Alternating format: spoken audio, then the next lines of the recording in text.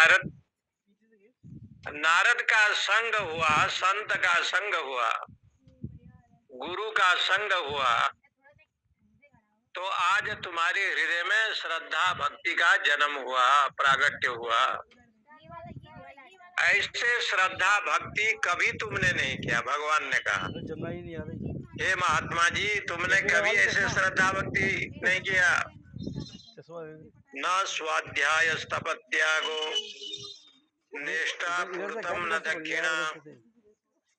श्रीमद् भागवत के एकादश स्कंद में भगवान कहते हैं, बहुत स्वाध्याय करने पर भी हम नहीं मिलते, बहुत दान दक्षिणा में भी नहीं मिलते, न स्वाध्याय तप कृच्छ चंद्रायण व्रत तीर्थादि में स्नान करने पर भी नहीं मिलते, निष्ठा पूर्तो न दक्षिणा, बहुत यज्ञादि में भी हम प्राप्त नहीं होते। तो बोले आप मिलते कहाँ हैं? नीचे का तो आ नहीं रहा था, नीचे का। तो कहा क्षण अवरुद्धो ये सत्संग, जो सत्संग करता है वहाँ पर मैं मिलता हूँ, और जो सत्संग को छोड़ करके अन्य धर्म करता है, मेरा मिलना बड़ा कठिन है। पानी आना चाहिए। सेव अधीन्द्रिणाम, श्लोक यही है। क्षण मात्र भी सत्संग जो है मुझे बांध ले, मैं भी आऊंगा, और मैं बंधन में आ जाता हूँ। इसलिए महात्मा जी तुम्हारा चित्त द्रवीभूत हो गया, हृदय पवित्र हो गया, इसलिए मैं दर्शन दिया। भगवान नारद जी ने उस सुख का वर्णन नहीं कर पाए। नीचे की जमुना जी आ रही है। कहा ये सुख क्या है? तो कहते हैं अनिर्देश्यम, जो मन वाणी इंद्रियों से कहा नहीं जाता, ऐसे परम सुख, ऐसे परम सुख। तदेतरिति मन्यन्ते अनिर्देश्यम परमं सुखम। ये भगवान की जो भक्ति है वो परम सुख है, इससे बड़ा सुख संसार में और कोई नहीं है। कथम नु तद विजानीयाम, इसलिए जो है वो उससे विचलित नहीं होता।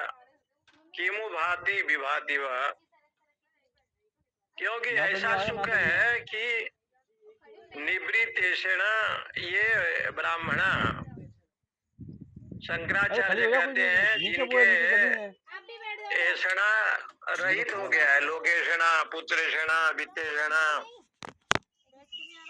यदि वो साधक छोड़ दिया है, ऐसे जो विद्वान है, यत्तद एतत् प्रत्यक्षम एव इति मन्यन्ते, ऐसा जो सुख है वो ज्ञान स्वरूप है। ज्ञान स्वरूप दीपक के द्वारा जब प्रकाश होता है, अंतःकरण में विषयाकार वृत्ति नहीं बनता। जब विषयाकार वृत्ति नहीं बनेगा अंतःकरण में, तो उस समय ब्रह्मानंद आनंद की अनुभूति होती है। ब्रह्मानंद रसानुभूति कलिते, विवेक चूड़ामणि का श्लोक है कि ब्रह्मानंद में ही मगन हो जाता है, ऐसा आनंद। दशरथ पुत्र जन्म सुनिकाना, मानव ब्रह्मानंद समानवा, ब्रह्मानंद की अनुभूति महाराज दशरथ जी को हो रहा है, पुत्र का नहीं। उनको लग रहा है कि आज साक्षात परमात्मा प्रागट्य हुआ है।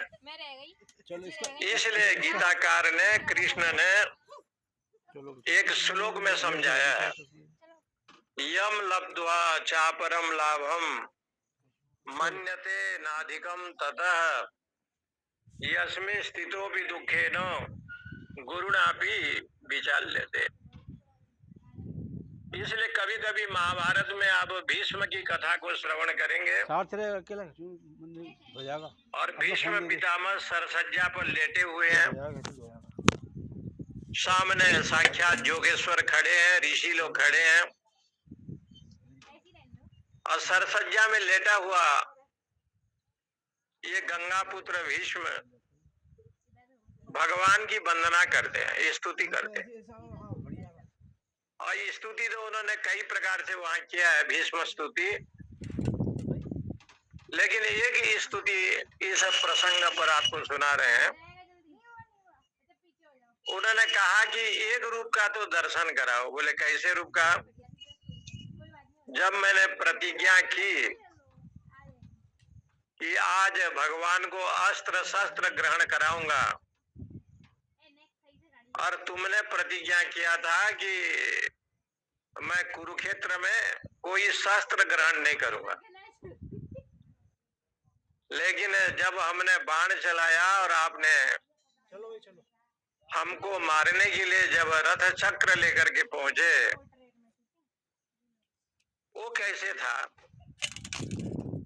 तो कहते हैं पीताम्बर, आपके जो पीला वस्त्र था ना, वो ऐसे प्रसाद रख लो। सुंदर दिखाई दे रहा था, लहरा रहा था।